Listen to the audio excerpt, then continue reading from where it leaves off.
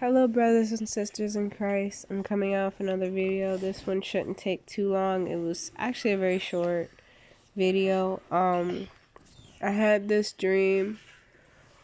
I meant to say very short dream. I'm sorry. I had this dream back in 2020. Like I said, I've been told to re-release certain dreams that I had pretty much taken down. In this dream, me and my husband, we were in this school again. I had to know it was the same school like when we were in the classroom. And I remember we were all dressed up. I remember, not dressed up, like dressed up in charter clothes. We were in our charter clothes. And I remembered me and my husband, we were at our lockers. We were just talking, I guess, like before we were about to go to our classes. We had a moment to talk, kind of like school. And I remembered, I think like this other couple came up to us, a girl and a guy. We knew that they were together too, and they looked at us and they asked, "Hey, are you guys going to the dance?"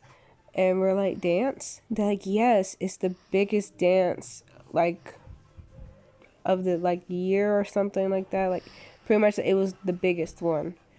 And in my mind, I'm thinking, talking about school dance. And we saw everybody, like girl and boy, and they were like dancing in the hallway. And they were all getting excited about this dance.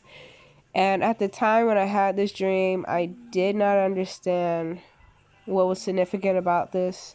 Please understand that the school, the students, the classroom, all of that is representation of I want to say the church, it is, but it's also a representation of those who are being pretty much taught right now to get ready. God's army, pretty much.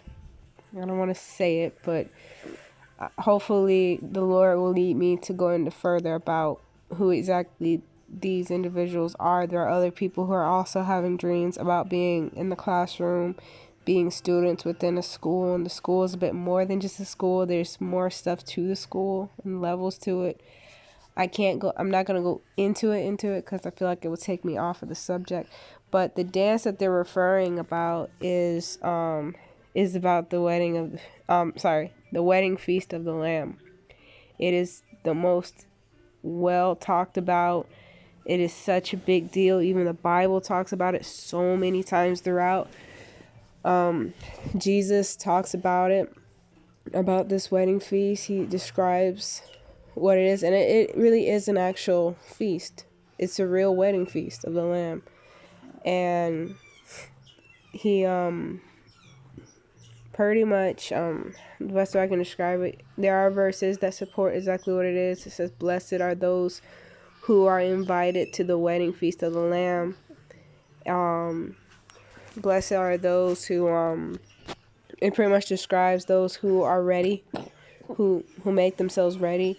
The Jesus talks about it in a parable about how it's a king who prepares the wedding for his I believe for his son, and he's inviting those, and those who were invited didn't really want to go, so he sent out his servants to go and find whoever could be like ready to go. And those who came but weren't dressed, there was this one guy who wasn't actually in wedding attire, he was just in normal clothes, and the king confronted him and he was kicked out because he didn't have his wedding garment.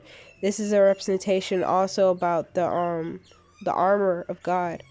I might actually put that in this, the armor of God, what it is. I have the photo.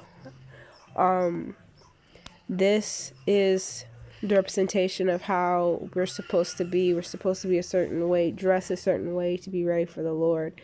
And that also goes for his elect. They have to be ready. There are many who are called, but only few are chosen.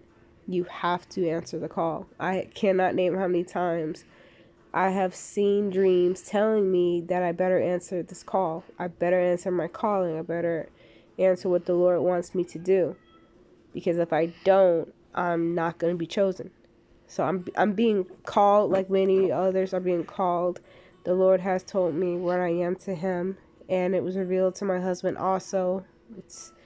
It is something, but I don't want to say it unless the Lord leads me to say it, because it's not something to really, I don't really want to brag. It's not something to be brag about. It's more of like, okay, I better do right, because the Lord is expecting me to be this, and I need to live up to it. I have to make myself ready. I've been invited.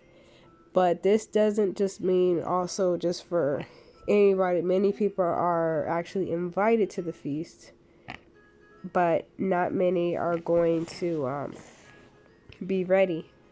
So that's the thing. So that's why we were asked in the hallway by two other students, like, hey, are you going to the dance? Are you going to be ready? You know, you go to a dance, you're not going to go to a dance with just a shirt and blue jeans, or I guess in your chartered clothes. You're going to dress up. You're going to make yourself ready from head to toe. Every part of you has to look right, or it's just going to ruin the whole look. And that's how the Lord expects us to be. I'm not saying just a physical wise. I mean, yes, always take care of yourself, yes. But if you can't, that's, then that's out of your reach. That's fine. But what he was talking about was more of a spiritual readiness. Make yourself ready. It describes how the bride makes herself ready for the bridegroom. She is already ready. She's just waiting for the call. So we must already be ready. But we have to also be watching and listening out for the bridegroom's call, so that we can quickly go to him and enter into the chambers before he closes the door. This is a representation. Please understand, I've already gone through about the 10 virgins, the foolish ones, and those who are wise. The wise virgins, they had extra oil to guide them to the chamber. Those who did not carry the extra vial of oil, they were not ready, and they had to go and get ready. But by the time they were done, it was already too late. The door was closed. So you have to be ready. Do everything that the Lord has already asked you to do, and be ready. I will have the verses of proof of what I am talking about, in case if anybody is just thinking I'm just saying this out of the blue or just making it up. No, I cannot name how many times the Lord has warned me to be ready. I pray that this helps, and shalom.